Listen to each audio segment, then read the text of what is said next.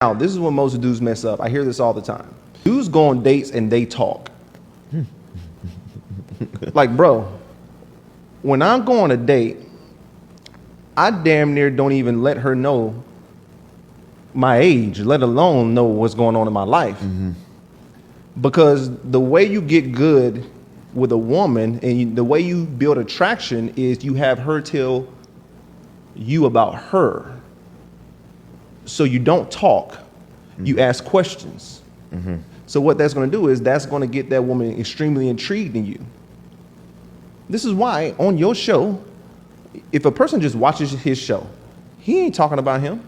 He's talking about the girl the whole time. He's just asking questions, and they just spilling their guts. I watch all of them. They just spill their guts, bro. They don't know shit about you, bro.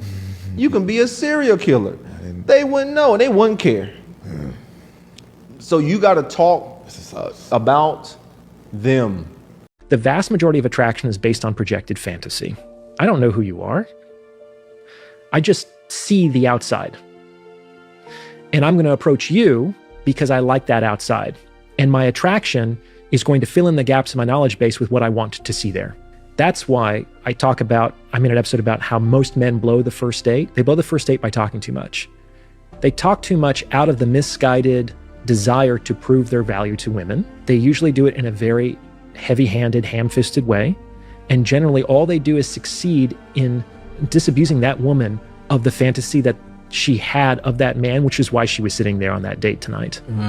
Because the likelihood that anything I say is going to match up with what you want to see in the privacy of your own mind is functionally zero. Huge turnoff if a guy would call off work for me. Like if a guy would call in sick to see me, I would be turned off. Well, that is the biggest red flag there ever was. It's happened to me in the beginning of all my relationships. For me, what it tells me is like you don't prioritize your work and you're willing to like cancel other things in your life to see me, which makes me feel like your priorities are a little bit off. Like I like when somebody balances the same energy that I have, and I will never take off work for a guy. Yeah. Like, okay, we're going on a trip, whatever, we're going to do this certain specific thing, no problem. Yeah. But am I gonna call in sick because I wanna what? Cuddle in bed? I'm not gonna do that. No.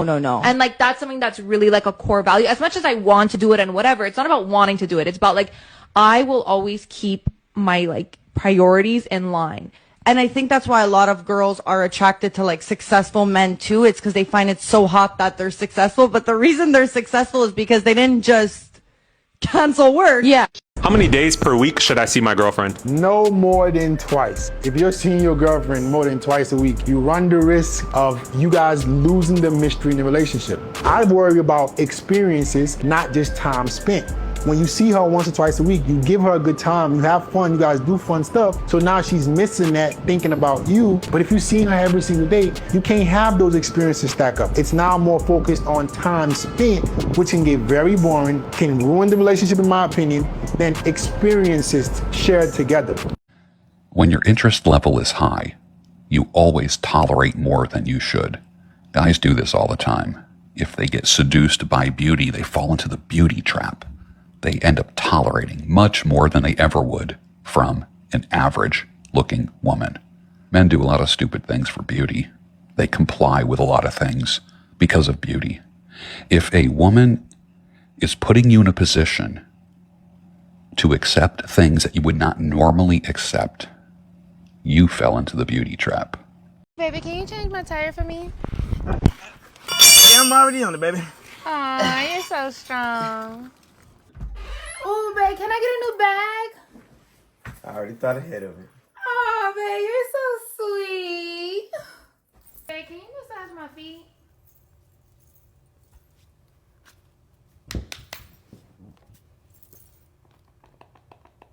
Aw, you're so caring. Hey, baby, you think you make me a sandwich? I'm hungry. A sandwich? Asking me for a sandwich? You out your mind. You better make you some pizza rolls or some hot pockets or something. Asking me for a sandwich. I'm about to fix you a sandwich. What, I look like a slave? Like, what do I look like making a damn sandwich?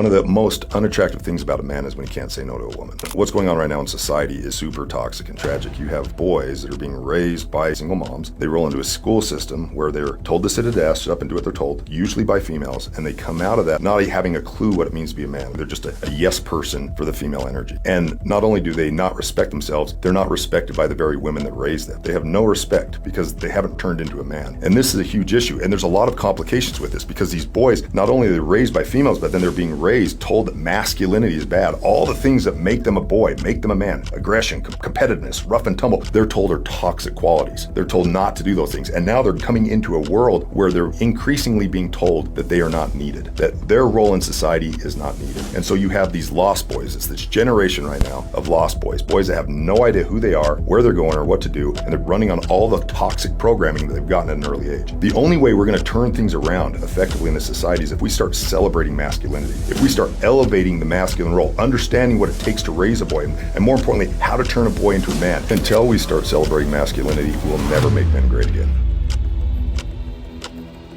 Men who grow up with single mothers who they see struggling will subconsciously grow up to reject men and overcompensate by taking care of broken women and neglecting their own needs. He is subconsciously trying to fix women in the way he feels his father failed his mother. Instead, he ends up attracting women who are highly codependent with an inability to love him back in the way he gives or needs. Stepdads are men that women wouldn't date if they didn't have kids. Let me read that again. Stepdads are men that women wouldn't date If the women didn't have if kids. they didn't have kids. Facts. It's crazy. Facts. Right. Yeah, facts. It's horrible. That's techie. Yeah. That's facts though. Like, comment, subscribe. The more valuable person should be courted and pursued. What would it look like if a woman gets with me? Her life is going to be completely different. My life is going to be more or less the same. You can swap any woman out for her. My life is still going to be the same, but her life is going to be completely different, completely better, mind, body, soul, everything. So why would I chase her? Because I don't see my value. I believe she's more valuable than me. That's why I would chase her. Because why would you chase somebody down to change their life? If she was smart, if she understood value, if she knew what was good for her, she'd be chasing me because I have more value, because I could change her life. She can't change mine. The guy on the beach proposing to a woman, saying, "Will you destroy my life?" And her reply is, "Oh my God, yes." Never gets old. Always makes me laugh. Gentlemen, know when it's over and when to initiate the stop-loss strategy. When are you going to stop investing in someone who doesn't give back to you or only complains about you or expects other things from you that you are not equipped to give? Be honest with yourself. When do women go out of their way to show you that they want to be in your life? No, they don't want to do that. They want you to do that. So why are you guys still giving these girls second chances? Why are you guys still going out of your way to bring a girl who treated you like shit back into your life? Why are you doing that, bro? Because you fucking insecure. You can't accept the fact that, okay, it didn't work out with that chick. I want better. I want bigger and better things.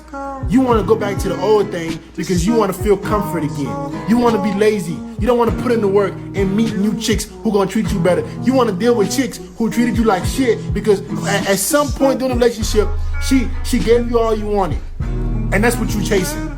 If a chick manipulates the breakup, which is what she did, let her go. She doesn't get a second chance.